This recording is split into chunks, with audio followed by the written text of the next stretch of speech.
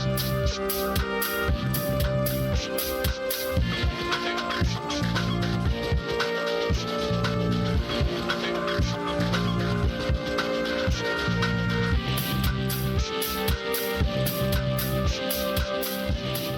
buenas noches, señoras y señores, ¿cómo están ustedes? Bienvenidos a otra edición del Péndulo por Unicanal. Hoy les proponemos 3 temas. Por supuesto que el tema de las vacunas es prioritario. Vamos a hablar en el primer bloque del tema con el doctor Héctor Castro, director del programa ampliado de inmunizaciones. Nos va a contar todo lo último acerca del proceso de vacunación que está llevando adelante nuestro país. El segundo bloque vamos a hablar de economía con los viceministros de Economía y de Administración y Finanzas del Ministerio de Hacienda, Iván Haas y Marco Eliseche, respectivamente.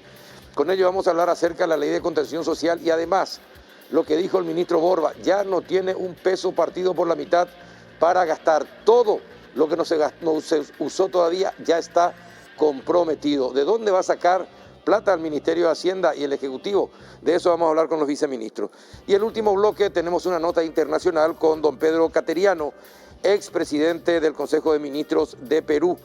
Las elecciones son el próximo domingo en Perú. Hay 2 candidatos. Vamos a hablar acerca de lo que está pasando en la región. Los partidos políticos han perdido preeminencia en ciertas regiones de América del Sur y los movimientos independientes andan apareciendo con mucha fuerza. ¿Sucederá lo mismo en Perú? De eso vamos a hablar con el señor Cateriano. Así que antes de ir a la primera pausa, les invito a compartir un rico café Lavazza, que es un café de alta gastronomía y permite degustar un producto con aroma, cuerpo y sabor inconfundibles. Café Par representa y distribuye Lavazza, el espresso italiano por excelencia. Breve pausa mientras yo degusto el café y ya volvemos.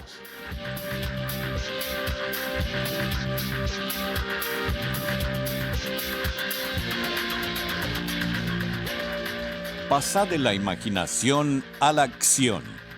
Con los préstamos Fogapi, le das el impulso que necesita tu negocio. Tasa de 9.5% de interés anual, hasta 48 meses de plazo, hasta 12 meses de gracia y lo retirás en 24 horas. Contacta con tu oficial de cuenta y deja de soñar. Ingresa a www.regional.com.py y conoce todos los detalles.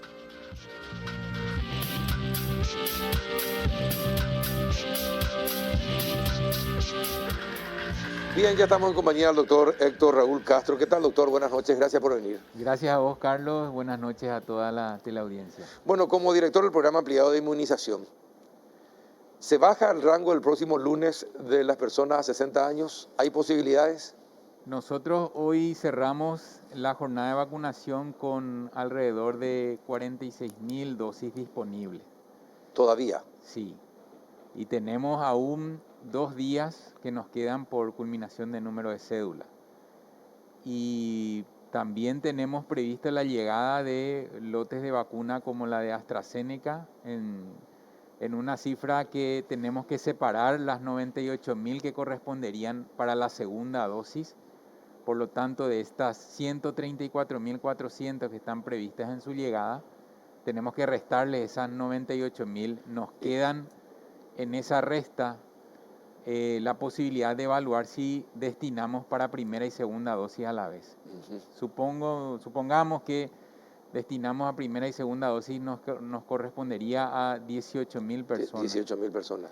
Esas 18.000, si es que no se llega a movilizar tanto estas dosis que están circulando en el país, entonces estamos hablando el día de hoy de aproximadamente 60.000 y un poquitito más de dosis disponibles para encarar el siguiente grupo, que sería hasta 60 años cumplidos y más. Y después, ¿cuándo vienen las siguientes vacunas?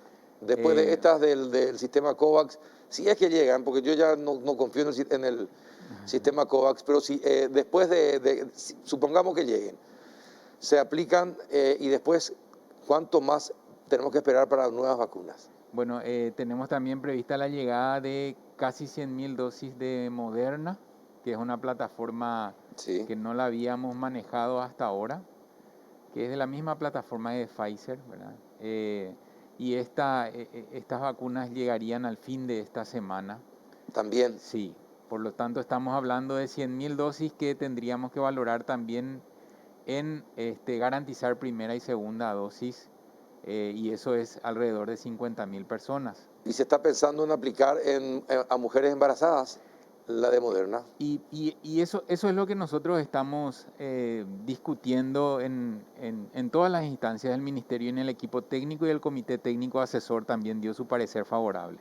La situación es así, para que se entienda, ¿verdad? Ujú. Suponte una trabajadora de salud embarazada. Sí.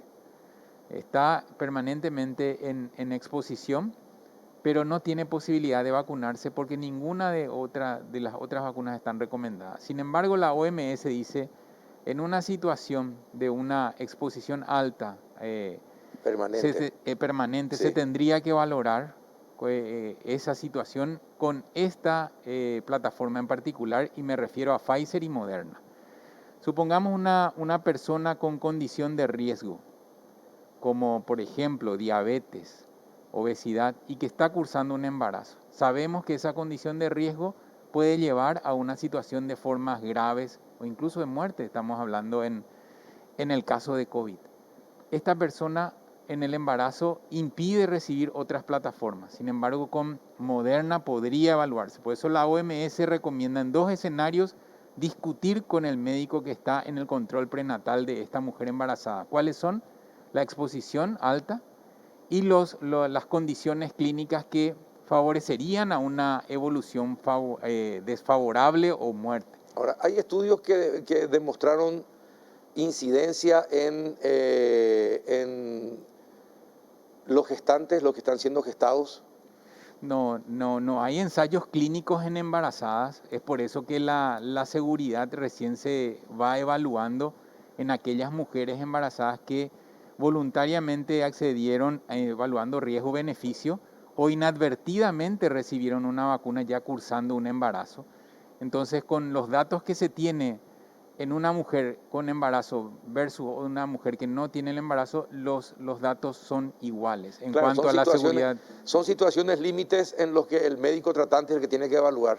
Claro, finalmente. Sí, y además, Carlos, Pero solamente con la Moderna. en este caso sí. Y además, un dato, en lo que llevamos a este año de la mortalidad materna, el 57% se debió a COVID.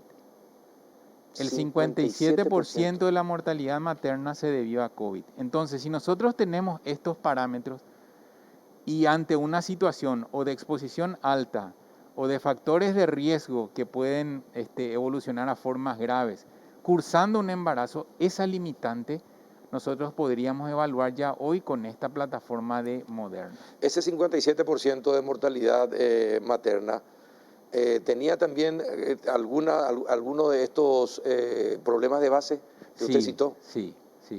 Es decir, que se cumple. Exacto. Se cumple la norma, ¿no? Exacto. Entonces, nosotros lo que estamos valorando, nuevamente insisto con esto, porque si vamos a ceñirnos en lo que es la seguridad de la vacuna en una condición de embarazo, muchísimas vacunas fueron aplicadas en esta situación en ensayos clínicos controlados, por donde uno tiene que valorar riesgo-beneficio. ¿En Paraguay ya se aplicó vacunas a embarazadas? Se aplicó inadvertidamente y nosotros hacemos el seguimiento. ¿Y qué tal fue la respuesta? Y hasta la fecha que estamos siguiéndolas, no hay ningún evento que pueda atribuirse como adverso. O sea, la seguridad en estas personas fueron hasta el momento garantizadas. Ajá. Entonces hay que hacer un seguimiento. Insisto que eso fue en una situación de un embarazo inadvertido. Incluso ya había recibido la primera dosis y la consulta es: ¿voy a recibir o no la segunda? Ahora sé que estoy embarazada. Que sabe que está embarazada, sí. Y la respuesta es no, porque eran plataformas que no estaban recomendadas. En esta situación en particular se evalúa riesgo-beneficio en esas circunstancias particulares. ¿Y cuándo toman la decisión de si aplican o no a las embarazadas de la vacuna de Moderna? Nosotros al fin de esta semana, con lo que son las dosis disponibles al finalizar esta semana, con el arribo de estas vacunas ya llegado a nuestro país, entonces ahí establecer esa estrategia, que son tres poblaciones blancos que tenemos que evaluar. Primero, la edad. Sí. Independientemente de culminar o no la etapa 1, recordemos la etapa 1 es de 60 años y más y profesionales de la salud. Ya estamos por llegar a esta etapa 1 culminándola. Y etapa 2 implica personas con una condición clínica subyacente de vulnerabilidad y personas que establecen una actividad esencial para la comunidad, como docentes, militares, policías, servicios básicos, etc. Entonces, en esta etapa 2 tenemos 3 poblaciones que atender como estrategia. Primero, la edad. ¿Por qué digo la edad? Porque después del grupo de 60 años y más, hemos encontrado que la brecha entre 50 a 60 años corresponde el segundo lugar en internación en terapias intensivas y el segundo lugar en fallecimiento. Sí. Después desciende bruscamente por debajo de 50. Hoy 45 y 50 creo que es la diferencia entre 50 y 60 y 60 y más. Correcto, es así, Carlos. La segunda población objetivo obviamente representan las embarazadas en estas circunstancias que mencionamos. Y la tercera, las personas con condición clínica, acompañante o subyacente que lo predispone a una vulnerabilidad a desarrollar formas graves del COVID. ¿Las personas con cáncer? Personas con cáncer, personas con diabetes, personas con obesidad, personas con cardiopatías hipertensivas, personas con problemas renales. También las hipertensas, todas las personas hipertensas. Sí, que tiene una traducción de una cardiopatía ya. Personas trasplantadas, personas con inmunodeficiencias, personas con déficits neurológicos, ya sean motores o sensoriales, ¿verdad? Síndrome de Down dentro de este grupo. Sí, exactamente. Le iba a preguntar eso porque muchos padres me consultan. ¿Qué pasa con las personas con síndrome de Down? Ya sean jóvenes, adultos, ¿qué pasa con ellos? ¿Cuándo van a recibir sus vacunas? Están dentro del grupo de condición clínica subyacente que lo hace vulnerable y están insertas dentro de esta etapa 2. Hoy fue la consulta permanente, incluso se viralizó esta tabla de criterios de vulnerabilidad que no tienen nada que ver con lo de la vacunación, sin embargo creó confusión y mucha ansiedad, sobre todo en los padres de estas personas. Exactamente, dijeron no figuran claro, los hijos, claro. Tiene razón. Sí hubo confusión, pero entonces qué suerte que dice, porque la gente está viendo y me pidieron especialmente que le preguntara. Usted se adelantó y ya respondió. Para todo esto, para protegerla a todo ese sector, hacen falta las vacunas. Sí. ¿Garantiza el gobierno las vacunas? Bueno, la situación, como yo te decía, en esta semana es la llegada de estos 2 lotes, de AstraZeneca y de Moderna. Posteriormente, avanzar a otras que se están reactivando y con visos de que vamos a tener llegadas en el mes de junio. Y estamos esperando, por ejemplo, la de Sputnik. Sí. Estamos esperando la reactivación de lo que es Covaxin. ¿Hay alguna explicación sobre la Sputnik? ¿Por qué tan pocas dosis ya se pagó completo? Es decir, ustedes me imagino le estarán bombardeando también al canciller preguntándole qué dicen los rusos sobre esto, qué explicación. ¿Recibieron alguna explicación por parte de la Cancillería? No, en realidad la explicación que tenemos va más allá con la conversación directa con el fondo ruso. O sea, desde el gobierno insisten con las negociaciones. Realmente nosotros damos fe de eso, que cuando hacemos un siguiente paso en la planificación nos compromete mucho saber si hay o no la confirmación de algún lote que llegue. Por lo tanto, sí hay una conversación con nuestras autoridades y sí sabemos que las autoridades insisten con el tema de la negociación en un tiempo donde hay disponibilidad limitada, donde la producción realmente no responde a la demanda que existe en el mundo y en situaciones que nosotros vemos como espejo lo que ocurre, por ejemplo, en Bolivia y Argentina, que distribuyeron predominantemente el componente 1 y que después nosotros vimos que también recibimos 40.000 dosis, pero del componente 1 nada más. Sí. Y que además el laboratorio Gamaleya empieza a producir también una vacuna que se llama Sputnik Light, que es solamente una dosis, como si fuese la de Johnson y Johnson. Johnson y Johnson, sí, efectivamente. Argentina va a producir las vacunas. Rusia le dio el ok. ¿Por qué a Paraguay no le dio el ok? ¿Saben algo ustedes? No, yo no tengo información al respecto. Hay en ese sentido instituciones encargadas de este permiso o habilitación, como por ejemplo Dinavisa. Bueno, es una lástima, pero sí se confirmó que ya le dio el ok Rusia a Argentina para que produzca la Sputnik. Es así y la verdad que nosotros vemos también con alegría eso.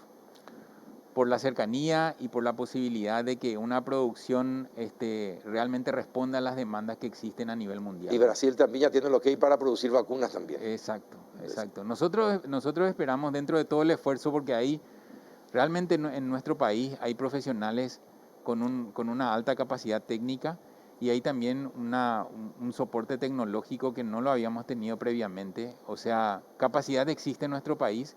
Seguramente de aquí a poco vamos a tener la posibilidad también. Ahora, doctor, esta pandemia nos demostró que tenemos que tratar de ser como la liebre para ganar la carrera. Y si ya se sabe, por ejemplo, que no se cometa el mismo error que se cometió con el sistema COVAX, ahora que ya sabemos que Brasil va a poder fabricar vacunas y probablemente antes de fin de año ya empiece a exportar vacunas, ahora que sabemos que Argentina ya tiene lo que hay de Rusia para producir la Sputnik, los embajadores están trabajando, ya están contactando hoy, desde el momento en que se enteraron, ya están contactando con las autoridades argentinas y brasileñas para ese fin. Sí, esta pandemia no termina en el 2021, por más eficaz que sea el proceso de vacunación en países de primer mundo, y eso nos da a nosotros la pauta de hacer planificaciones ya para el 2022, 2023, y eso se está haciendo ya desde hace meses. O sea, no solamente conversaciones en asegurar una provisión, sino que también en la planificación del proceso de vacunación. Hoy día nadie puede decir que es experto en COVID, porque incluso los países de primer mundo fueron aprendiendo de sus errores. Sí. Y a nosotros eso también nos permitió ir adelantando, con la posibilidad que teníamos, ir adelantando en algunas estrategias. Si revisás, Carlos, todos los procesos de vacunación son similares. Sí, exactamente. Son grupos objetivos absolutamente iguales. Entonces, en una planificación ya como esta, con algunas variantes que son los que han girado absolutamente los escenarios epidemiológicos, hacen que nosotros estemos obligados a estar siempre alertas y planificando lo que viene. Bueno, entonces, mañana llegan la AstraZeneca, ¿no? AstraZeneca. ¿Está confirmado que mañana llegan o todavía no está confirmado? Mañana llegan AstraZeneca 134.400. ¿No sabe la hora? No sé, yo voy a repetir lo que dice mi jefe, el ministro. No, le preguntaba esto porque si yo voy a estar al lado del avión mañana temprano. Bueno, nosotros cuando llega un cargamento realmente representa un alivio y una alegría para todos. Me imagino. ¿Y el sábado o domingo? Lo de Moderna. Llega la de Moderna. Sí. Confirmado también. Sí, y eso también tenemos, como te decía, establecer cuál va a ser la estrategia. Por eso es muy importante que estemos todos alerta el viernes, porque vamos a hacer los anuncios correspondientes a estas llegadas. Mire que la gente está muy expectante, pero casualmente, increíblemente, la gente se plaguea porque no llegan las vacunas, pero hay vacunas y la gente no se va a vacunarse. Usted como médico, ¿qué explicación tiene para eso? La vacunación en el adulto siempre es un desafío. Hay ejemplos de familias que son muy prolijas en el carnet de vacunación de sus hijos, pero absolutamente no quieren recibir ninguna vacuna como adultos. Y esto antes de la pandemia. Las vacunas incluso son motivos para causar susto en los niños y para provocar susto en los adultos. Las vacunas solamente hablamos con los adultos cuando hay una sensación de peligro inminente. Las vacunas son instruidas en los estudiantes de medicina en el último año en la cátedra de pediatría, sabiendo que las vacunas se aplican en todas las edades. Todas las edades, sí. Las vacunas son, por la gran mayoría de la población, no creen en la cadena de frío de los vacunatorios del Ministerio de Salud. Sin embargo, yo doy garantía como ciudadano y como médico que la cadena de frío está garantizada. O sea, hay muchas cuestiones que crean... Cultural. Exactamente. Y si hay una situación que vamos a mencionar otra vez, que nos movemos cuando hay sensación de peligro inminente, vamos a recordar lo que ocurre cada año con vacuna de influenza. Siempre decimos cuándo va a llegar, llega y nadie se vacuna. Este año nosotros decidimos adelantar y liberar ya para todas aquellas personas que desean vacunarse.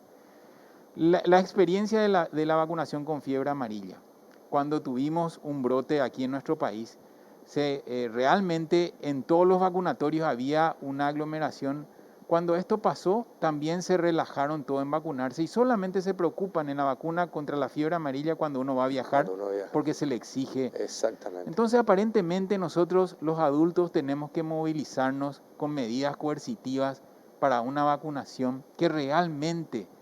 Es decir, hay que mover con el miedo a la gente. Yo no estoy de acuerdo con eso. No, yo estoy, tampoco. estoy diciendo nada más que nos movemos así. Cuando hace 2 semanas veíamos nosotros estas escenas de que esperaban en los vehículos una noche antes para recibir una dosis, y que esta semana no vemos eso, creyendo nosotros que al bajar la edad iba a ser de la misma manera, encontramos que hay 2 situaciones que pueden explicar. No lo explican en su totalidad, pero pueden. Una es la plataforma que en ese momento estaba siendo utilizada, que era Sputnik. Ujú. Y la otra es que en todo momento nosotros insistimos que la disponibilidad de vacunas era limitada, entonces todos temían quedar sin la vacuna. El otro fenómeno que explica es que a medida que vamos avanzando, agregando otro grupo de edad, las personas que tenían oportunidad desde hace tiempo recién se van acoplando cuando ven que el resto se Y el va a resto se vacunar. va. Sí. O sea, esas situaciones, por más de que digamos nosotros, no hay una campaña publicitaria intensa. La campaña publicitaria de usar mascarilla, de lavarse las manos, de guardar distanciamiento social, ¿se cumple en la totalidad en nuestra población? No, Y no no necesariamente. necesariamente. Entonces nosotros lo que Pero tenemos sí que en hacer... un amplio porcentaje. Correcto, porque hemos madurado Claro, muchísimo. sí, exactamente. Nosotros tenemos un proceso de vacunación de 3 meses como mucho. Sin embargo, hemos realmente hablado casi todos los días, Carlos, de vacunas. Y eso lo celebro yo porque creo que va a estar inserto ya Ujú. como un hábito. Las vacunas son una inversión para la salud. Las vacunas representan que el estar sano es seguir manteniéndose sano. Las vacunas representan La vida. la vida. Vida. Comparar una persona que se vacuna versus esa persona que no se vacuna y está en terapia intensiva y tiene un alto riesgo de morir. No tiene ninguna comparación con otra Y medida. cualquiera de las plataformas resulta efectiva. Correcto. Eso de elegir una u otra basándonos en comentarios en grupos de WhatsApp o en redes sociales, la verdad que es incluso, Linda, lo irresponsable. Porque todas las vacunas tienen una efectividad. Ya hablo de efectividad porque en condiciones Ahora, reales mire, altísima. si Brasil, Argentina, Estados Unidos y Europa pusieran como condición que todos tienen que estar vacunados contra el COVID-19, la gente se va a vacunar. Y por eso digo que hay medidas coercitivas Sí. que lastimosamente Sí, en los sí. adultos ocurre eso. Y hay gente que busca elegir porque tiene parientes en el exterior y ya sabe que en ese país, si se vacunó con la Sputnik, no entra. Si se vacunó con la vacuna india, tampoco, y con la china, menos. Entonces, tratan de tener la Pfizer, por lo menos para tratar de visitar a sus hijos a sabiendas, ¿verdad? Esa situación. Sí, Serán escasos, pero la gente también trata de elegir la vacuna. Es correcto. Pero también quiero aprovechar para dar una información para toda tu teleaudiencia. Las vacunas que están precalificadas por la OMS y que tienen la autorización de ellas, además de AstraZeneca, además de Pfizer, además de Johnson Johnson, están las chinas. Sí. Están Sinopharm y está Sinovac, o sea, CoronaVac. Por lo tanto, nosotros tenemos que también no solamente guiarnos por publicaciones que no tienen una fuente responsable. Y hablar, por ejemplo, de Sinopharm, de CoronaVac y experiencias que tienen en Chile, donde hay una efectividad, donde hay una reducción importantísima de formas graves de internación, de muerte, incluso de transmisión. Entonces, la vacuna realmente, la vacuna que te toca es la mejor vacuna. No tenemos que en el medio de la fila preguntar cuál es y si no es la que yo quiero, me retiro, ¿verdad? En este momento nosotros conseguimos un lugar por edad. Ese lugar, si yo lo rechazo, no solamente estoy exponiéndome yo, sino a mi familia también y a la comunidad. ¿Por qué? Porque nosotros sabemos que un familiar internado implica que toda la familia debe estar sosteniendo esa situación. Y no hablo de contagio, hablo de lo que representa socialmente. Y económicamente. Exactamente, Carlos. Y económicamente, ¿verdad? Sí. Sí, bueno. Entonces sobran hasta el momento, hasta mañana sobran 46.000 vacunas. Sí, sí. Tenemos nosotros un registro nominal que debería ser en tiempo real, pero por las condiciones en que estamos viviendo en varios vacunatorios, que no hay una señal estable de internet, que muchos de los recursos humanos están caídos también por COVID y que incluso se van sobrepasando en actividades porque agregamos la campaña contra influenza. Es por eso que hay un registro manual, pero ese registro no necesariamente en este momento está siendo volcado en el registro nominal electrónico, que se va cargando al finalizar la jornada o al día siguiente. Por eso es que llama la atención, por ejemplo, el número. Sin embargo, nosotros estamos teniendo ahora oficialmente alrededor de 45.000, 46.000 dosis. Doctor, ¿qué piensan hacer ustedes como campaña para tratar de vencer al miedo, el desinterés, esa cuestión cultural de la persona mayor y acudan a los vacunatorios? Creo que tenemos que tener intervenciones a corto plazo, intervenciones a largo plazo. Es hora de que nosotros también nos instruyamos y que empecemos a construir una ciudadanía responsable. La ciudadanía responsable es aquella que ya introdujo el hábito de cuidarse, como estamos aquí con vos, y eso implicaría también un elemento más, que es vacunarse y controlar el carnet de vacuna. Que el carnet de vacuna sea tan importante como la cédula de identidad. Sí. Eso serían intervenciones a largo plazo. Sí. Y a corto plazo, siempre, y estaba escuchando al finalizar el noticiero, culmina con la cifra del Ministerio de Salud. Sí. Esas cifras tienen rostro, tienen nombre, tienen dolor, tienen familias enlutadas, que no puede ser que nosotros tengamos que mostrar eso para que la gente se convenza de que la vacuna puede evitar esa situación. Entonces yo les pido a todos que están en este momento viendo tu programa y participando en una charla en la cena con la familia, que las vacunas son seguras y que pueden evitar esa situación. Es un gran alivio verle a un ser querido con 2 dosis. Es un privilegio que en el mundo no lo tienen todos. Sí, definitivamente. Bien, doctor, gracias por venir. Y le agradezco personalmente que venga, porque es muy importante que ustedes, las autoridades del Ministerio de Salud, informen, hablen, cuenten, den consejos, estimulen a la gente para que acudan a vacunarse, porque es lo que nos va a salvar. Son las vacunas las que nos van a salvar. Sí. Y entonces le agradezco que venga, y si es posible que todos sus compañeros también se hagan de tiempo para estar en contacto con la gente. Bueno, gracias a vos y a todo tu equipo por esta oportunidad de hacer llegar este mensaje. No siempre es fácil enfrentar este tipo de charlas, porque hay muchos errores que nosotros asumimos y que queremos corregirlos, y que estamos muy expuestos a críticas que muchas veces también desaniman, ¿verdad? Sí. Y estamos poniendo el mejor de los empeños, todas las ganas para que salga bien. Y metamos goles, doctor. Y metamos goles. Empecemos a ganar el partido. Empecemos a ganar el partido, pero el partido lo tenemos que ganar todos entre juntos. Todos, claro, todos por juntos. Supuesto. Sí. Gracias, doctor Castro, por venir. A las órdenes, por favor. A la vuelta de la pausa vamos a conocer más detalles acerca de la plata. ¿De dónde va a sacar el Ministerio de Hacienda la plata para dar la salud? Porque según Borba ya no hay un peso, ni un guaraní para ese efecto. A la vuelta de la pausa. En Bristol, aprovecha el súper ofertón. Además, con la compra de cualquier producto podés ganar 50 millones en electrodomésticos. Escucha esta oferta. Lavarropas automática Consul de 6 kilos. Precio normal 18 cuotas de 241.000 guaraníes. Ahora, solo 18 cuotas de 139.000 guaraníes. Bristol, la mejor casa de electrodomésticos del país.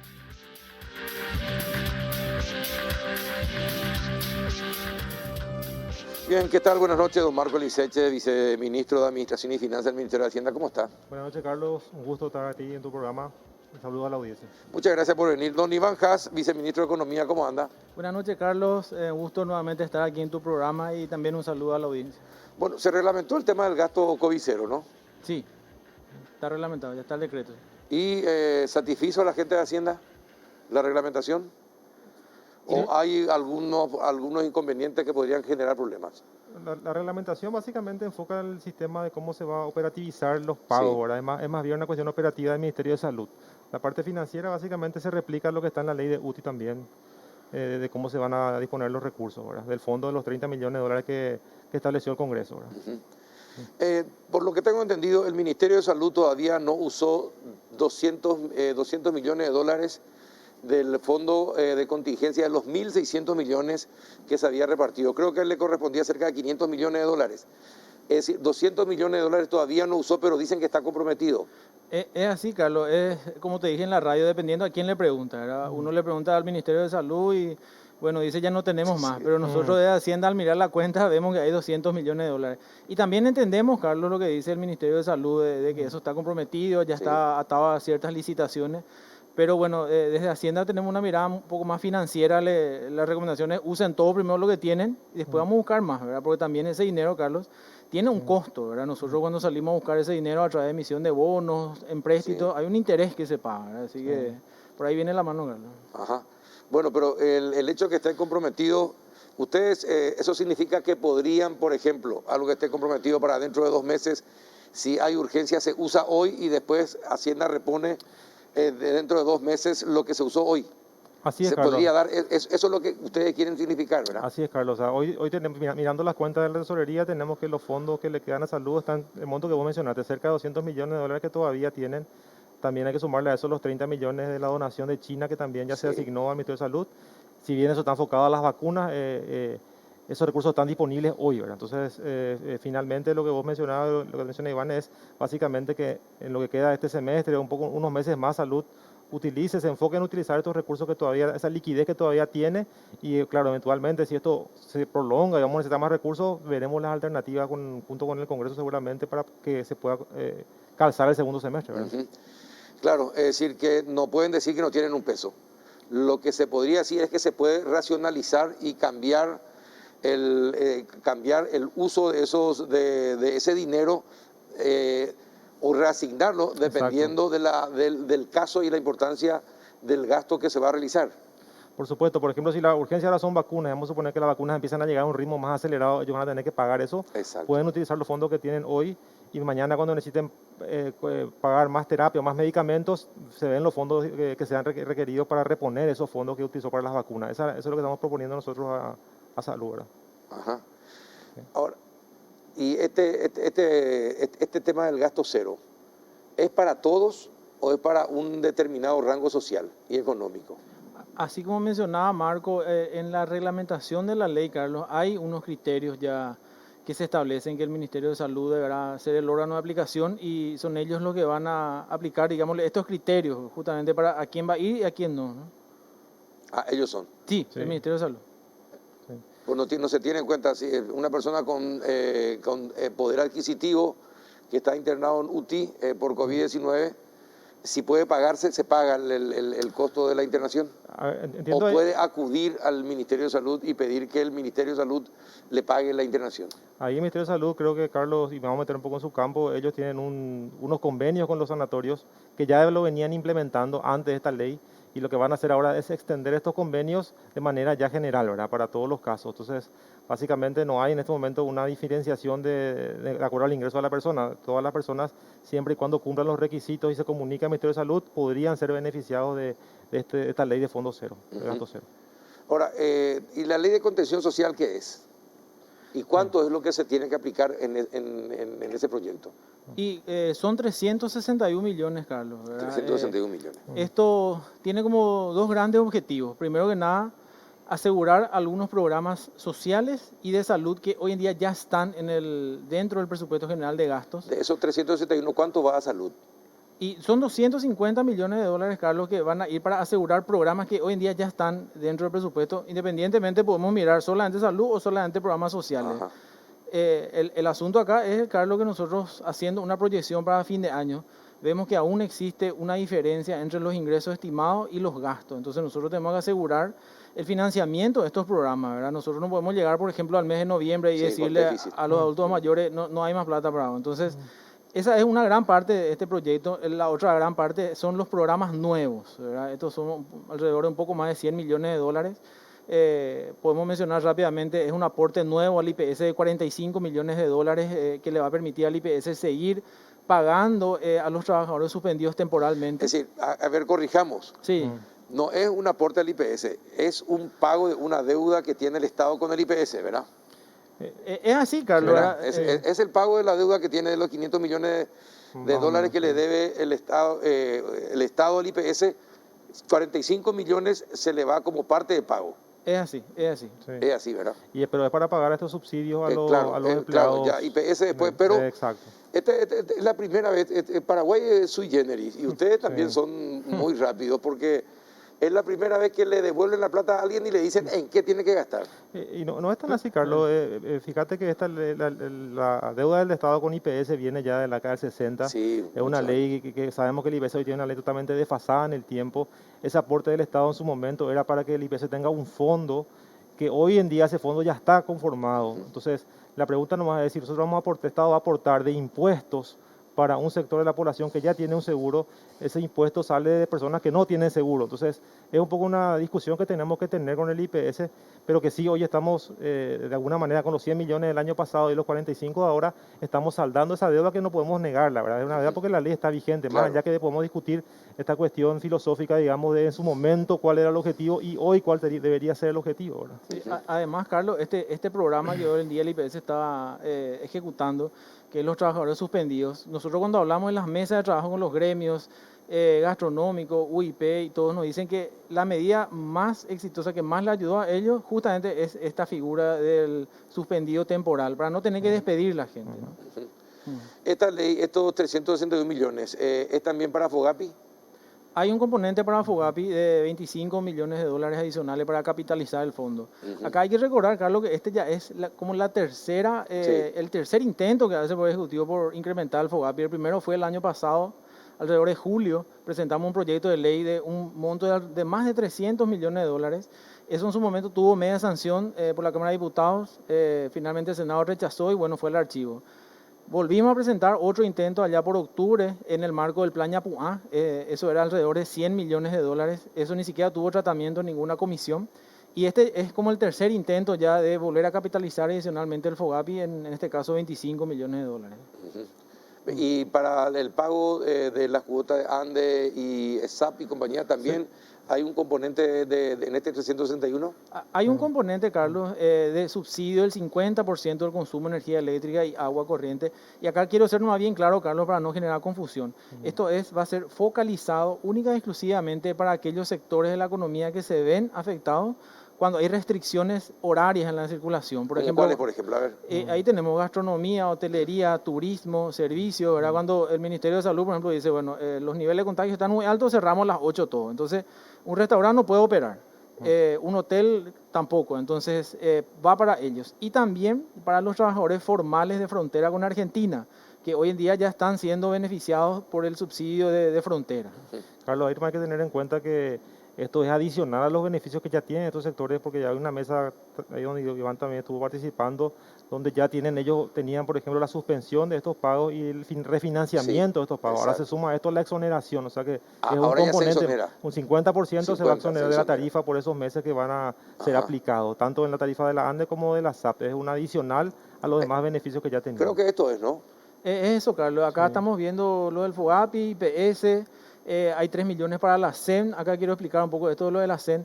Esto viene a ser kit de alimentos y también potenciales subsidios. Un ejemplo rápido nomás, Carlos. Recordemos el año pasado, 8 de diciembre, Fiesta Cacupé se suspendió justamente por el tema de la aglomeración.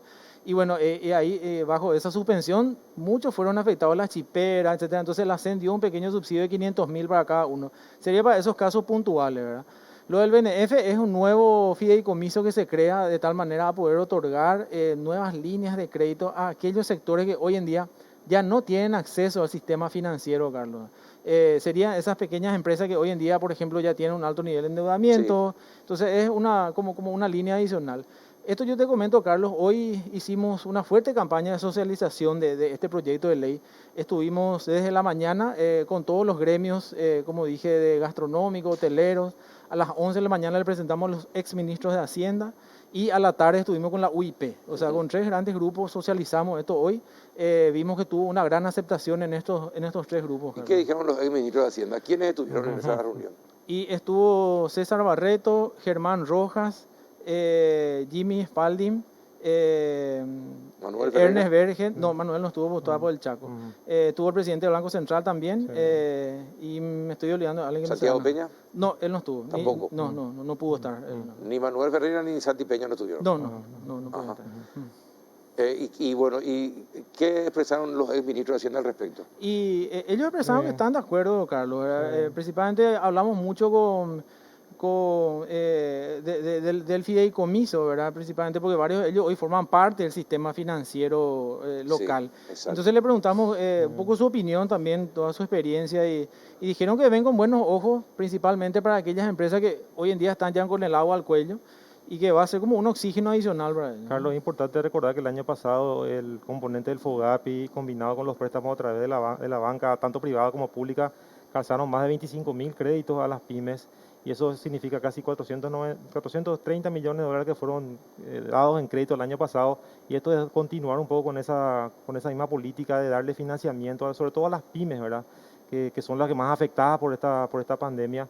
Entonces, tanto la captación del FOGAPI, que es para apalancar más créditos, estamos hablando de 25 millones de dólares, como los 20 millones que es para dar fondos directamente a las empresas, vienen en esa línea, porque si bien, como dice Iván, ya es más focalizado, el año pasado era generalizado, digamos, las medidas sanitarias, ahora ya es más focalizado y son sectores más puntuales los que están afectados, entonces es llegar de manera más puntual a esas empresas. ¿Y de dónde van a sacar los 361 millones?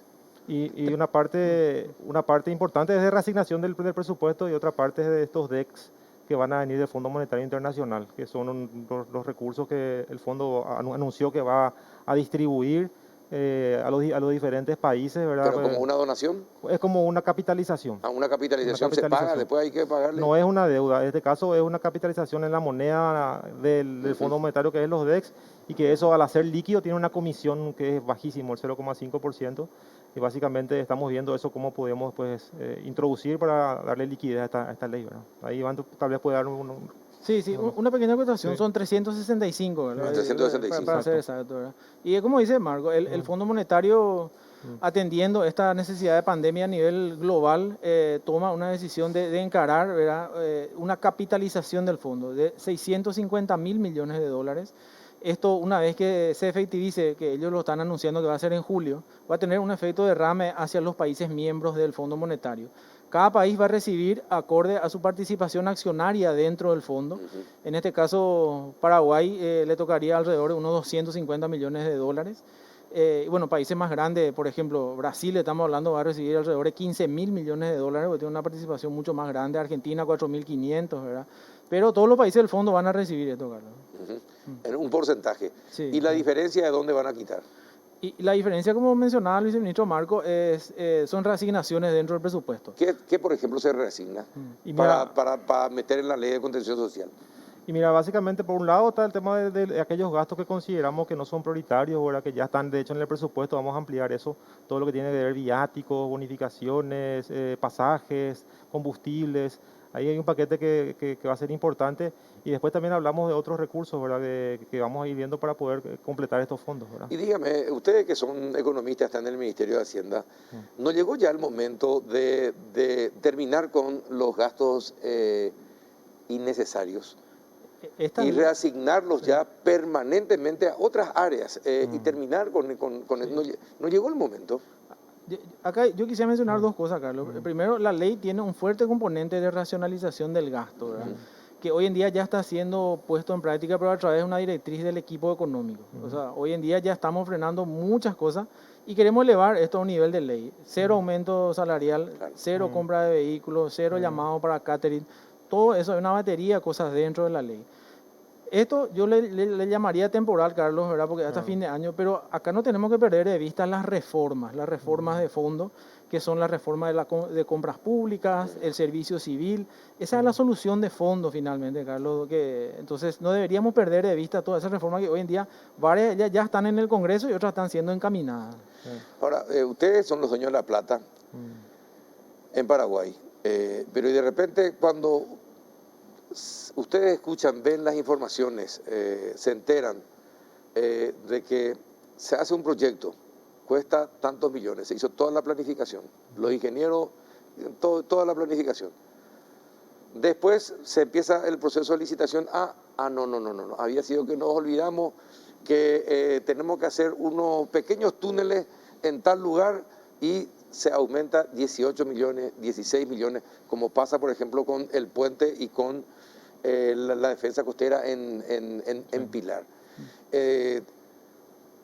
Nos llama la atención, nos llama la atención esa situación que permanentemente ocurran esos reajustes en las obras. Justamente, Carlos, lo que mencionaba ahí el viceministro Iván de la reforma de compras públicas es fundamental porque ahí se tocan estos aspectos. Ajá. Hoy la ley actual de compras públicas básicamente se enfoca en un sistema que es muy bueno en cuanto a información, pero que predomina el tema del bien más barato o el costo menor, ¿verdad? Y no necesariamente eso es lo más eficiente. Entonces lo que se busca con este proyecto de ley es una mejor planificación del gasto. Se incorpora el criterio de planificación y de la cadena de suministros para que justamente todos estos aspectos no se tengan que incurrir en el medio de la ejecución de la obra, tengan esta diferencia con respecto al costo inicial. La planificación es clave, Carlos, en ese modelo que estamos trabajando en la reforma de compras. Ahora, y teniendo el Estado y el Ejecutivo tantas personas capacitadas también, ¿por qué las asesorías externas? ¿Y cuánto es lo que realmente gasta el Estado en asesorías externas? En toda la licitación aparecen los asesores externos y te hacen la planificación y después por el camino a la mitad del desarrollo de la obra, no. Tenemos que volver a reexaminar y hacer otra asesoría porque tenemos que ir por aquel lugar y cruzar aquel río que no tuvimos en cuenta la primera vez.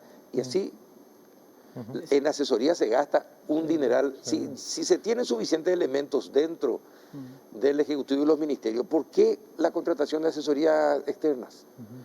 Siempre hay, Carlos, un margen de error dentro de la planificación de un proyecto. De hecho, eso está establecido por ley. El techo para incrementar el costo de un proyecto es el 20%, no más que eso, ¿verdad? Sí, supuestamente. El 20%, ¿verdad? Entonces, en teoría, dentro de ese margen está metido algunas variables que no son fáciles de predecir. Por ejemplo, vos empezás una obra y en la mitad de la ejecución sube el salario mínimo, por decir un ejemplo, ¿verdad? Entonces sube el costo de mantener todo el personal trabajando, entonces eso debería entrar. O baja mucho el río, no puedes traer todos los materiales una vez, tienes que hacer 2 viajes en una barcaza, entonces eso también debería estar incluido como un margen de error en ese 20%. Así que si se maneja dentro de esos rangos, bajo la legislación actual, está bien, pero ahora, más que eso... ¿Hay un análisis de Hacienda de si se mantienen en esos rangos o no?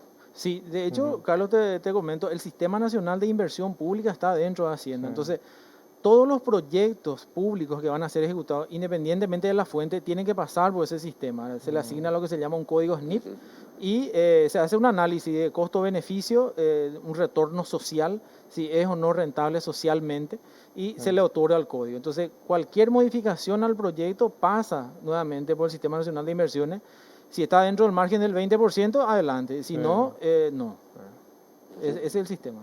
Así es. Sí, Carlos, y básicamente lo que mencionaba de las asesorías, todos estos proyectos, sobre todo lo que es de infraestructura, siempre incorpora el asesoramiento técnico. Ahora lo que vos mencionás, si tiene que ser de externo o local, es algo que tenemos que analizar dentro de este contexto de reforma del sistema de compras, porque ahí se podría, como vos decís, tal vez ser más eficiente en la contratación de ese componente, y eso podría ser otro factor de un gasto más eficiente. Exactamente, de ser más eficiente con el gasto finalmente. Sí, así mismo. ¿Verdad? Porque yo conozco muchas asesorías que se han llenado los bolsillos asesorando al... Hay asesoría, Carlos. Yo siempre valoro el gasto que se hace en la preinversión. No, hay que, yo diría que eso es demasiado importante y tenemos ejemplos palpables de cosas que no se hicieron en la preinversión, como el Metrobús. Ahí no se hizo un estudio acabado seguramente en su momento y bueno, y terminó como todos sabemos. Bueno, ¿y cómo va a estar el año? ¿Cómo vamos a cerrar el año? ¿Con qué déficit? ¿Ya hay algún estimativo? Y el déficit fiscal, el estimado está al 4%, como está en el presupuesto, ¿verdad? Vigente, es la meta que nos pusimos. Obviamente, siempre que sea menor va a ser mejor. Estamos trabajando justamente para que la ejecución del presupuesto esté en torno a ese número y no dejamos de mirar también lo que va a pasar los siguientes años, que es volver a la meta del 1,5, ¿verdad? Para eso ya tenemos dentro del marco de la reforma del proyecto de ley de reforma fiscal 2.0, donde básicamente tenemos la convergencia al 1,5 con reglas claras en todo lo que tiene que ver ¿En cuántos en la años contención. convergeríamos? Y en 3 años. En 3 años deberíamos ¿Y converger. hoy en día en cuánto estamos? Y hoy estamos en 4%, 4%. La proyección. Sí. El año que viene 3,5, y así el siguiente año a 2,5, hasta llegar al 1,5 finalmente en el siguiente, en 3 años. A pesar de la pandemia. Y bueno, la pandemia es un factor justamente que complica más este camino, pero que tenemos que nosotros tener en cuenta eso en las proyecciones que estamos haciendo y en las políticas que estamos haciendo. ¿Cuánto creció la deuda de cada uno de los paraguayos? Sí. Te doy unos datos, Carlos. Al mes cerrado, el mes de mayo, tenemos acumulado un déficit fiscal del 0.6% del PIB. Esto representa 220 millones de dólares a los primeros 5 meses del año, ¿verdad? Las inversiones se mantienen alrededor del 0.9% del PIB, también acumulado. La idea es cerrar este año con 3%. La deuda, tu pregunta, el año pasado creció 11%, Carlos. Es un crecimiento extraordinario comparado con años anteriores, que estábamos en un promedio de alrededor entre 1.5 o 2% de crecimiento. La idea es que la deuda, si bien va a seguir creciendo porque estos déficits hay que financiar, pero que no lo haga al mismo ritmo de que venía haciendo. Eso es totalmente insostenible, así que es ahí donde tenemos que apretar, ¿verdad? Para que podamos cerrar este año con un déficit del 4%. Sin embargo, como mencionaba, la pandemia es una variable también clave acá. Los gastos en salud no pueden esperar, así que ahí tenemos que ir barajando opciones también. Ahora, ¿se baraja opciones también como la reducción del empleo público, por ejemplo?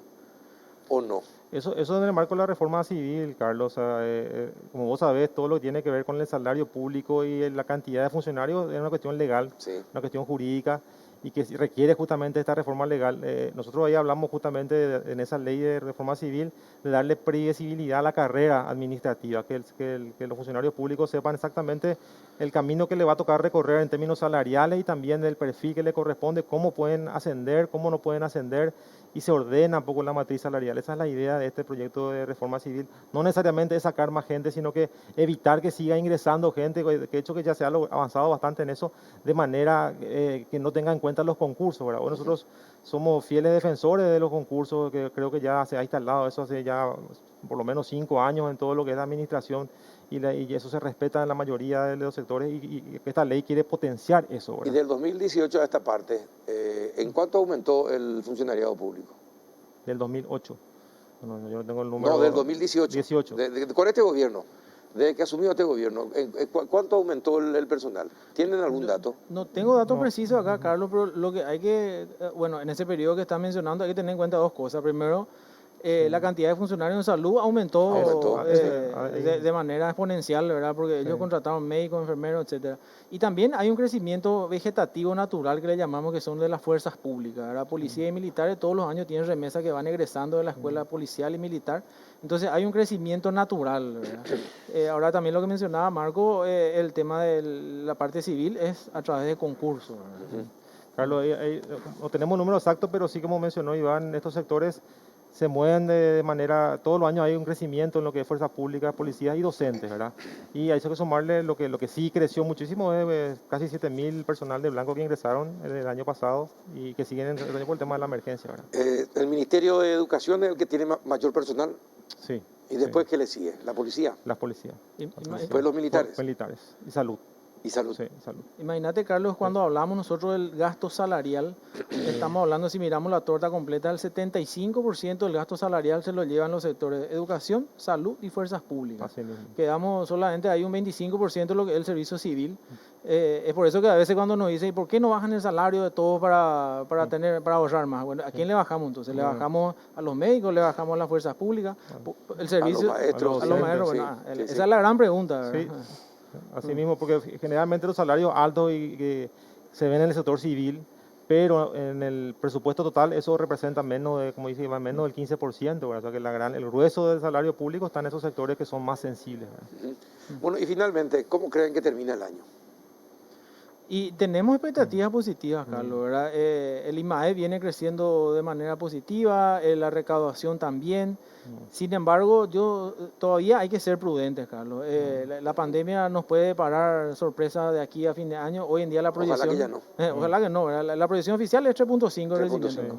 Y no hay que perder de vista, Carlos, si bien Paraguay, comparando con los otros países, ha tenido un perfil mejor en su economía, y eso lo aclaramos siempre, no es para festejar, no es que nosotros festejemos que hayamos caído menos que otros países o que el déficit fiscal sea inferior que otros países, pero sí nos da una pauta de que todas estas medidas que hemos tomado ha tenido un impacto positivo, pero tenemos que ser prudentes porque todavía queda todo este año por recorrer en el peor momento probablemente en lo sanitario, así que esa imprevisibilidad todavía está latente, y eso es lo más crítico en la economía cuando no hay certidumbre acerca de estas cosas. Entonces, lo que nosotros estamos siendo muy prudentes, ya estamos trabajando ahora el presupuesto 2022 y vamos a mantener esa prudencia para el año que viene. No vamos nosotros a salir a decir que terminó esto, al contrario, tenemos que seguir con esa línea y tratar de que esto lo antes posible podamos de vuelta volver a los niveles de años anteriores, ¿verdad? Bueno, perfecto, señores. Don Iván, don Marco, muchas gracias por haber venido. Una charla sumamente agradable y sumamente instructiva. Gracias por venir, Marco. Iván, muchas gracias por venir. Gracias, Carlos, por la invitación. Gracias, Carlos. A la vuelta de la pausa tenemos un contacto internacional con Pedro Cateriano, expresidente del Consejo de Ministros de Perú. Ya volvemos. En Bristol, aprovecha el super ofertón. Además, con la compra de cualquier producto podés ganar 50 millones en electrodomésticos. Escucha esta oferta. Lavarropas automática Consul de 6 kilos. Precio normal 18 cuotas de 241.000 guaraníes. Ahora, solo 18 cuotas de 139.000 guaraníes. Bristol, la mejor casa de electrodomésticos del país. Iniciamos este último bloque del péndulo en contacto con el doctor Pedro Cateriano, expresidente del Consejo de Ministros del Perú. Doctor Cateriano, ¿qué tal? Buenas noches, ¿cómo anda? Buenas noches, encantado de estar en su programa y un saludo afectuoso al hermano pueblo del Paraguay. Bueno, muchísimas gracias por estar allí. Bueno, cuéntenos un poquitito antes de comenzar esta charla. ¿Cómo está la situación? El próximo domingo, creo que este domingo, se realizan las elecciones en Perú. Bueno, ¿cómo está la situación actual y cuál sería la tendencia? Bueno, según las últimas encuestas publicadas el fin de semana, hay un virtual empate técnico entre la candidata Keiko Fujimori y el postulante Pedro Castillo. Y hay que remarcar que se tratan de dos candidaturas diametralmente opuestas, que ha polarizado al electorado nacional. Ahora, ¿por qué diametralmente opuestas? ¿Por qué el calificativo de diametralmente opuestas? Porque creo que la candidatura del profesor Pedro Castillo es una amenaza a la libertad como nunca se había visto en el país desde que tenemos elecciones y desde que retornamos a la democracia. Sin duda alguna es una candidatura manifiestamente golpista, diría yo. ¿Por qué lo califica así de manifiestamente golpista, doctor? Porque plantea una iniciativa no prevista en la Constitución, como es la de convocar a una asamblea constituyente para redactar una nueva Constitución. Y nosotros en nuestro esquema constitucional no tenemos esta salida política que pretende impulsar el profesor Castillo si gana las elecciones. Ahora, ¿y qué establece la Constitución sobre el mecanismo para una constituyente? No establece ningún mecanismo, como la mayor parte de las constituciones establece su forma de reforma parcial o Total. amplia Sí. de la Constitución, pero no a través de una decisión del presidente de la República, dejando de lado al Congreso de la República. Ajá.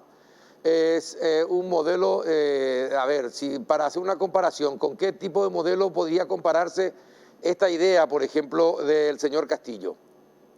Claramente chavista, como lo acaba de manifestar el día de lunes en Arequipa el señor Leopoldo López. Él, de una manera, a través de un testimonio realmente dramático, ha señalado que lo que está haciendo realmente Castillo es imitar el procedimiento que llevó adelante la dictadura de Hugo Chávez. Ahora, una cosa, doctor, ¿Qué pasa en los países y qué pasa en los partidos políticos tradicionales en nuestros países en Sudamérica que de repente permiten la irrupción de este tipo de líderes? Que finalmente terminan usando a los partidos para sus fines y después los llevan por derroteros inimaginables. ¿Qué es lo que pasa con los partidos políticos en nuestro país actualmente? Esto que pasa en Colombia, por ejemplo, lo que pasó en Chile también, con las manifestaciones, las luchas en las calles. ¿Qué está pasando con la clase política sudamericana, doctor? Bueno, creo que al igual que en muchas partes del mundo, la crisis de los partidos es notoria en América Latina. En algunos países la crisis es más grave, naturalmente, que en otros. En el Perú, por ejemplo, los partidos políticos históricos y de presencia nacional prácticamente han desaparecido. Y este partido que postula a la presidencia de la República al profesor Castillo, es un partido que se define como marxista, leninista y mariateguista, que como no pudo postular a la presidencia a su jefe del partido por estar condenado por el Poder Judicial, que es el señor Cerrón, optó por invitar al profesor Castillo para que sea su candidato presidencial. Es decir, se empleó un partido para hacer viable una candidatura de una persona que simplemente no pertenecía a esa agrupación política, no tenía una trayectoria de trabajo proselitista ni partidario al interior de esa agrupación. Entonces, sí, ¿Y cómo es posible que el discurso de una persona que no pertenecía al grupo de Cerrón, que Cerrón lo utiliza para encabezar, liderar el partido, cómo es posible que hoy tenga casi la misma intención de voto que su contrincante? ¿Qué pasa en los partidos políticos y qué pasa en nuestras sociedades para que se dé ese fenómeno? Bueno, hay varias razones. Hay hechos objetivos que han minado la credibilidad en la democracia como forma de gobierno. Por ejemplo, en el Perú, la corrupción.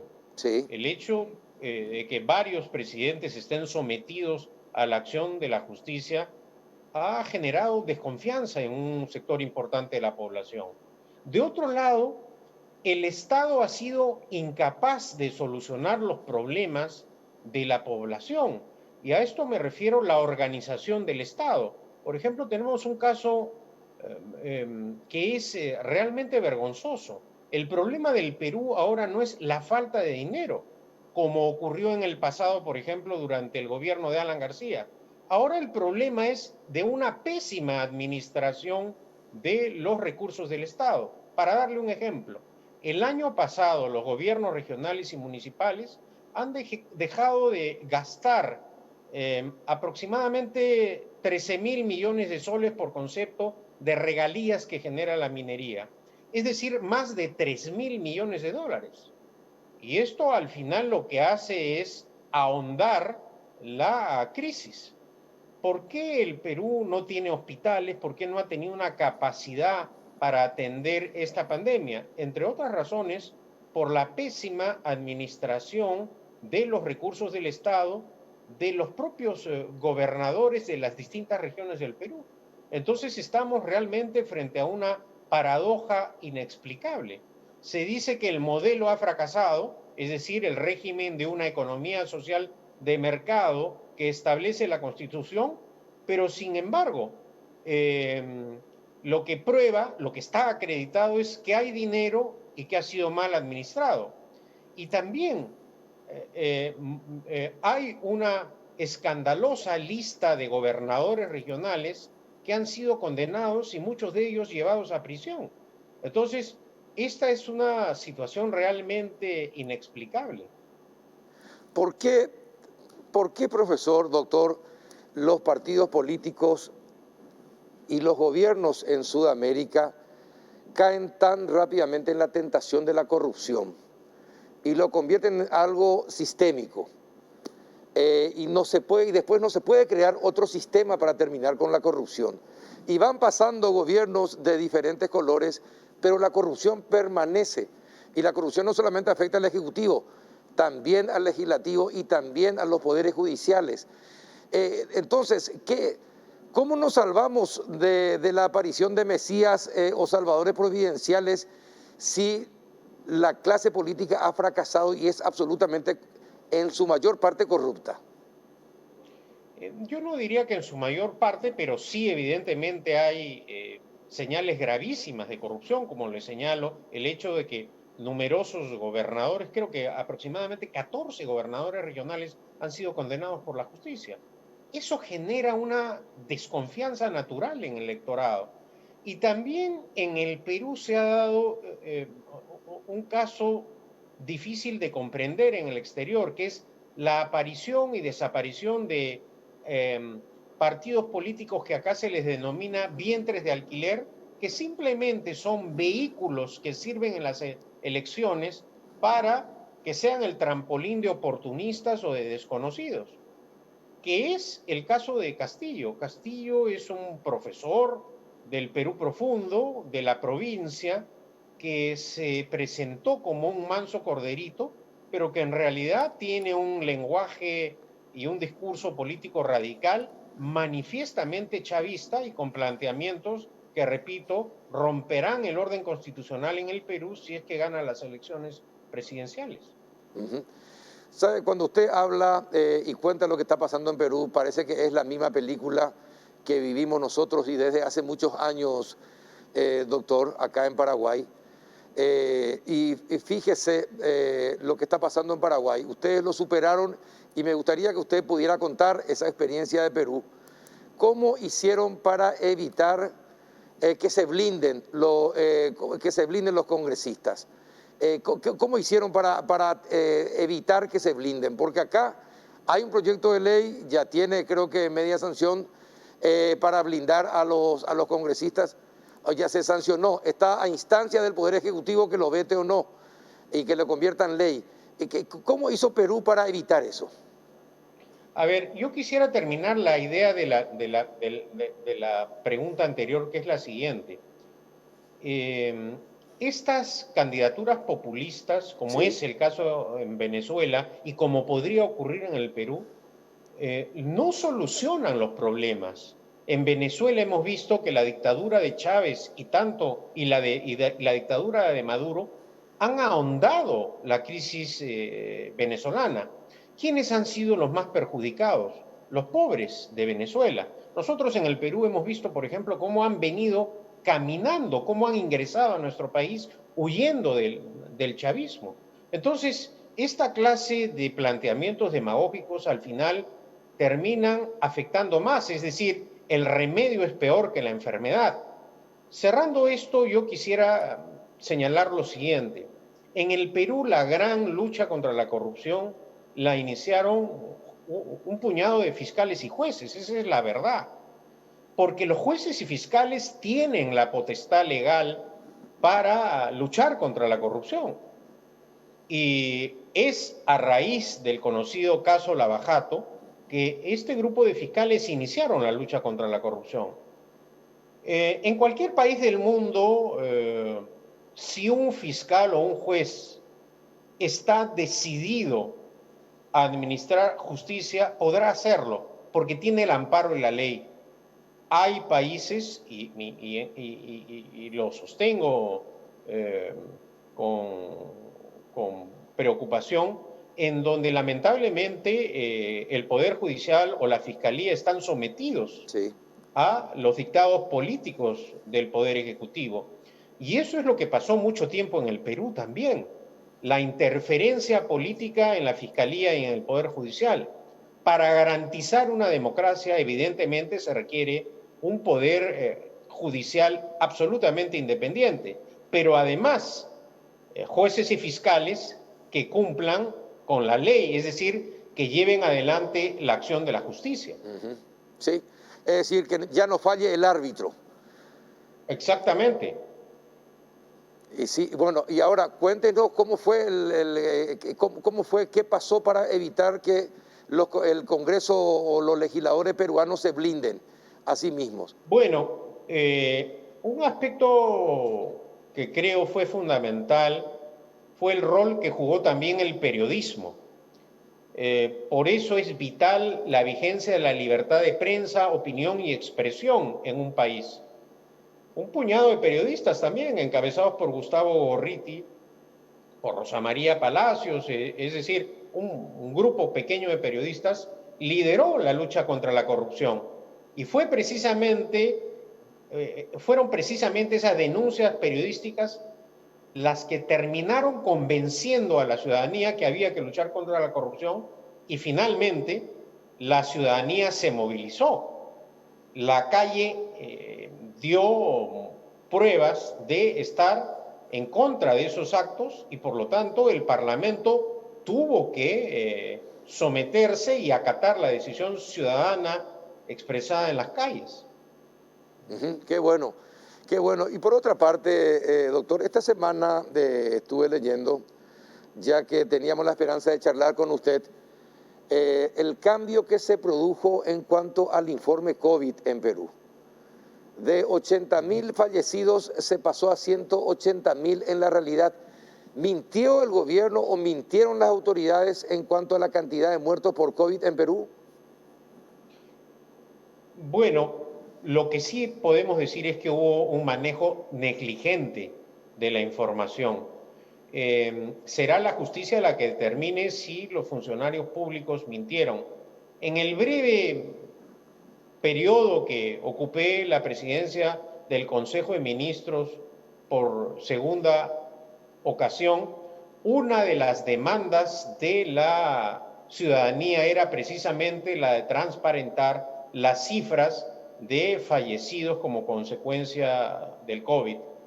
Y vemos que lamentablemente el gobierno, la administración no cumplió con dar a conocer con sinceridad el número de fallecidos.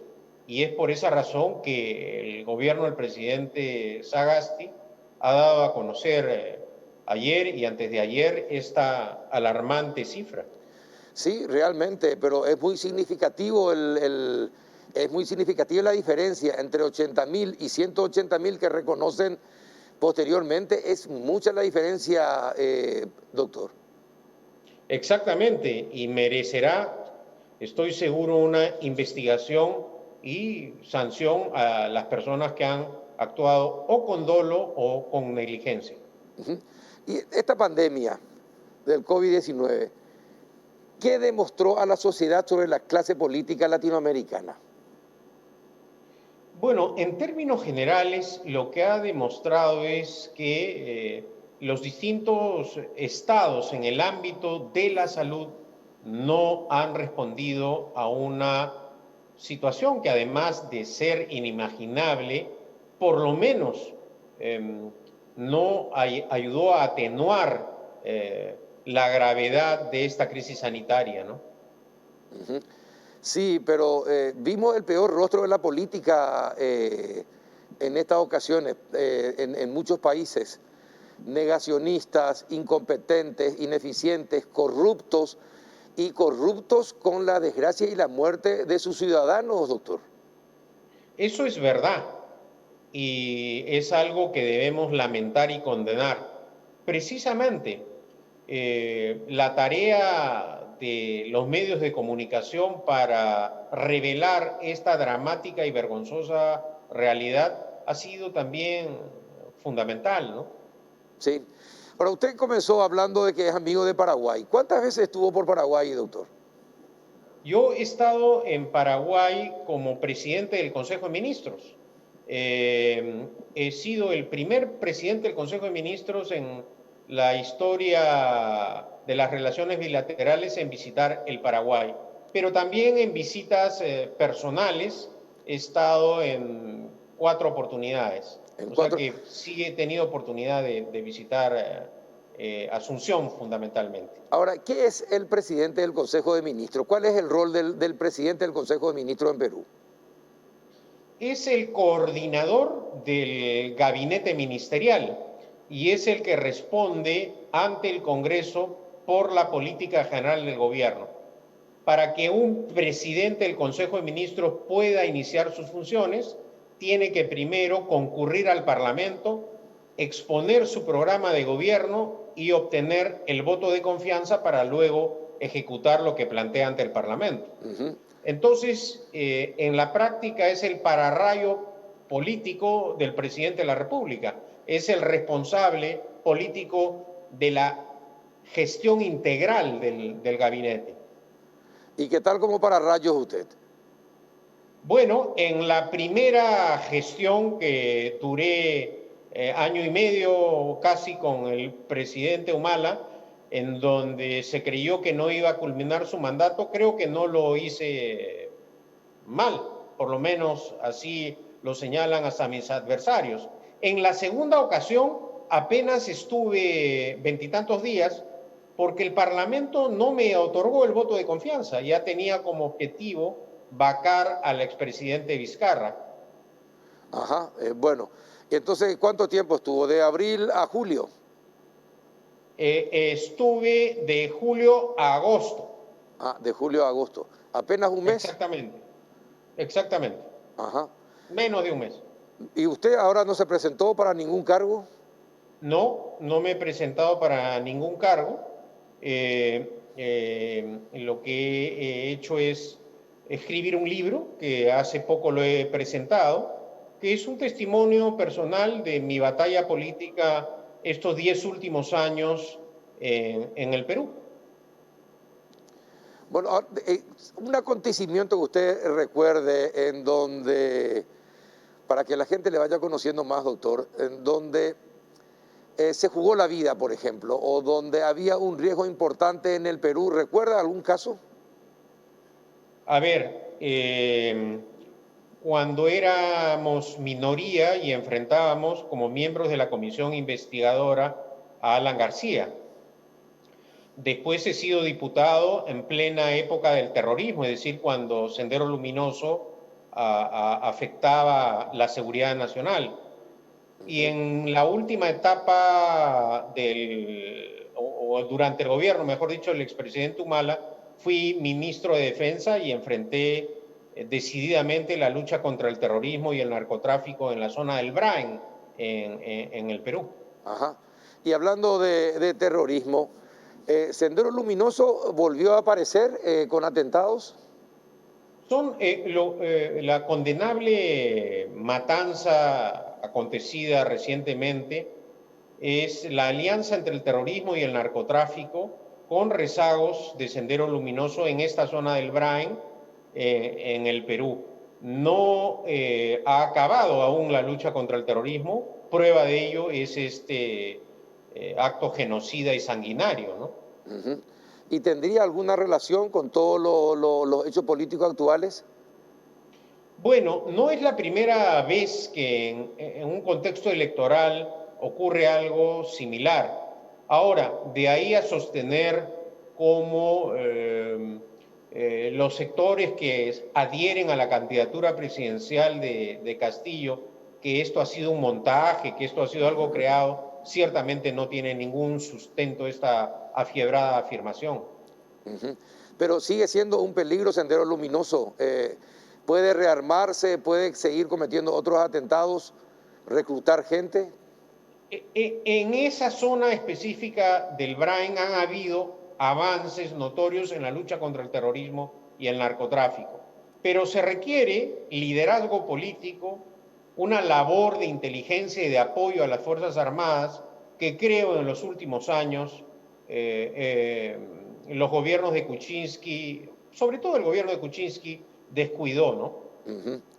Claro, ¿y qué piensa sobre el arresto de la señora Chamorro en Nicaragua por parte de Ortega para no participar en las elecciones? ¿Qué piensa usted de ese tipo de situaciones?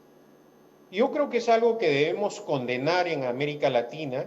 El gobierno de Ortega es una dictadura abusiva y creo que esto lo pinta de cuerpo entero como sátrapa y como un tiranuelo que simplemente no acepta elecciones libres, neutrales y democráticas.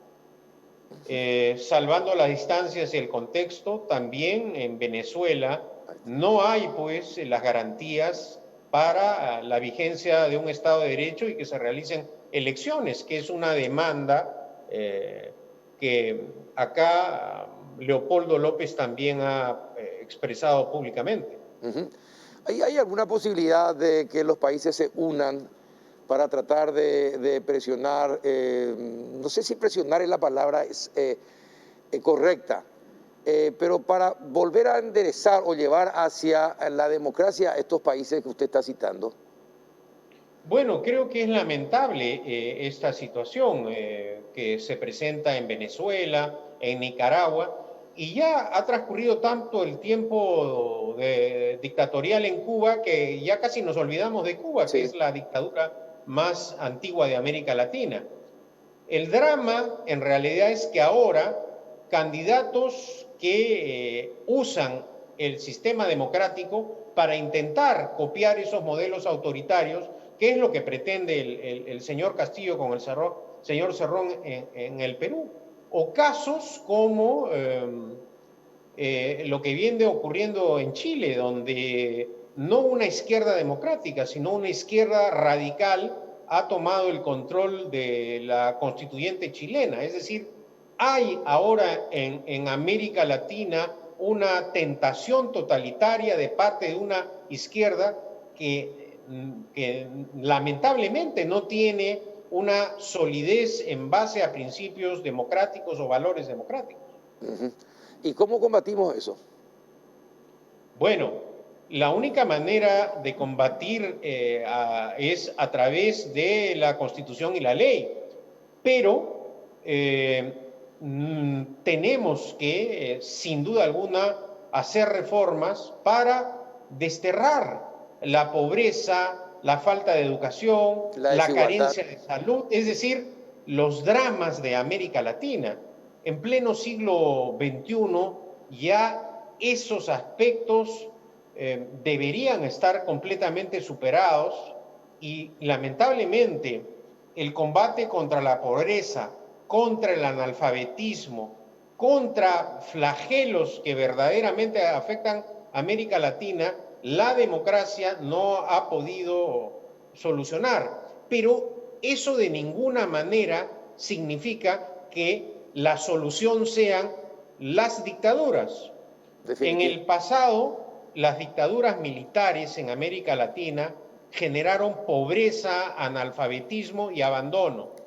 Mal que bien, la débil democracia avanza, pero en los últimos años la corrupción ha sido el gran flagelo que ha afectado la credibilidad de las democracias en América Latina, y eso es algo que hay que combatir. Por esa razón hay que apoyar la labor de jueces y fiscales, porque no solo basta la acción del Poder Ejecutivo para lograr que prosperemos, también se requiere una acción de la justicia, y para ello los jueces y fiscales deben actuar con independencia. Definitivamente. Doctor Cateriano, muchísimas gracias por estar allí, por compartir este espacio con nosotros. Realmente un lujo haberlo tenido y espero que este sea el inicio de muchas conversaciones más. Encantado, muy agradecido de esta ocasión de haber podido dar a conocer lo que está ocurriendo en mi país y hacer una exhortación a los peruanos que viven en el Paraguay para que este domingo vayan a votar en favor de la democracia y de la libertad y evitar que el Perú copie el modelo que hoy día está causando más pobreza en Venezuela, por ejemplo. Perfecto. Un abrazo, doctor Pedro Cateriano. Muchas gracias. Igualmente, muy buenas noches. El doctor Pedro Cateriano desde Perú. Bien, así llegamos al final de otra edición del Péndulo. Me permiten una pequeña recomendación mientras terminamos. Vayan a vacunarse, sigan cuidándose, sigan cuidando, usando tapabocas, manteniendo el distanciamiento, pero por favor vayan a vacunarse. Es la única manera de que salgamos rápidamente de esta situación. Hasta el próximo miércoles.